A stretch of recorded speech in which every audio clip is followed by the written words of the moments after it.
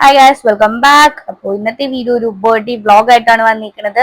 എൻ്റെ അനിയത്തിയുടെ ബർത്ത്ഡേ ആണ്. നമ്മൾ അന്ന് ഒരു ഗിഫ്റ്റ് വാങ്ങാൻ പോയില്ലേ കഴിഞ്ഞ ദിവസം, അത് ഇവിടെ കൊടുക്കാനായിരുന്നു. ആൾക്കിപ്പോൾ 3 വയസ്സായി. അപ്പോൾ ഇതായിരുന്നു എൻ്റെ ഔട്ട്ഫിറ്റ്. എങ്ങനെയുണ്ടെന്ന് പറയുക. ഫിറ്റ്സൊക്കെ എടുത്തു. നേരെ ബസ് കയറാൻ പോയി. ഒരു ചെറിയ മഴയൊക്കെ ഉണ്ട്. അപ്പം ഞങ്ങളുടെ കൂടെ മമ്മിയും അതേപോലെ തന്നെ എനിക്കാക്കടെ അനിയത്തിയൊക്കെ ഉണ്ട്, പൊന്നൂസൊക്കെ ഉണ്ട്. ഞങ്ങളെല്ലാം ഒരുമിച്ചാണ് പോണത്. ഓക്കെ, അപ്പോൾ ബർത്ത്ഡേക്ക് പോണേ.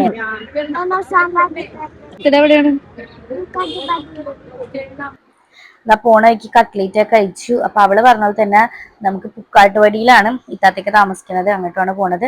നേരെ കച്ചേരിപ്പടി വന്ന് ഇറങ്ങി അവിടെ നിന്ന് പുക്കാട്ടുപടി ബസ് കയറി നേരെ പോണേന്. അത്ര ബ്ലോക്ക് ഒന്നും ഉണ്ടായില്ല. പിന്നെ കുറച്ച് കഴിഞ്ഞപ്പോഴേക്കും മഴയൊക്കെ കൊണ്ട് മാറി. അപ്പൊ പിന്നെ ഓക്കെ ആയി. അതൊക്കെ എന്താ, നമ്മൾ അവിടെ എത്തി. അതിനെ കുറച്ച് നടക്കാനേ ഉള്ളൂ. നടന്നു നേരെ വീടെത്തി. നേരെ വീട് കിടന്നു, റെസ്റ്റ് എടുക്കണമായിരുന്നു.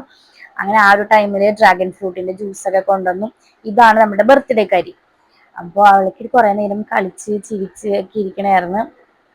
കഥയൊക്കെ പറഞ്ഞ് ഞങ്ങൾക്ക് ചായയൊക്കെ വെച്ച് തരണമായിരുന്നു കുട്ടി.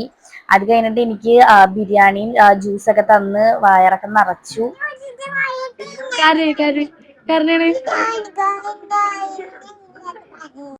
അവള് വയറ് നിറച്ച് കഴിഞ്ഞപ്പോഴേക്ക് ഇത്താത്ത വന്നു മന്തിയൊക്കെ ആയിട്ട്. അങ്ങനെ അതും തിന്ന് ശരിക്കും വയറ് നിറഞ്ഞ് ഇനി കുറച്ച് റെസ്റ്റ് ഒക്കെ എടുത്തിട്ട് വൈകുന്നേരം എന്താ കേക്ക് കട്ട് ചെയ്യണേണ്.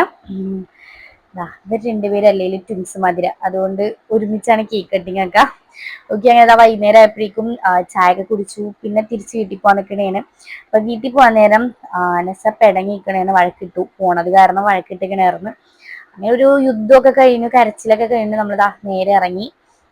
ഇനിയിപ്പോ ഇത്രേ ഉള്ളൂ. ഇനി നേരെ വീട്ടിൽ പോവാ, കിടക്കുക, അത്രേ ഉള്ളൂ. അപ്പൊ അടുത്ത വീട്ടും അതുവരേക്കും ബൈ.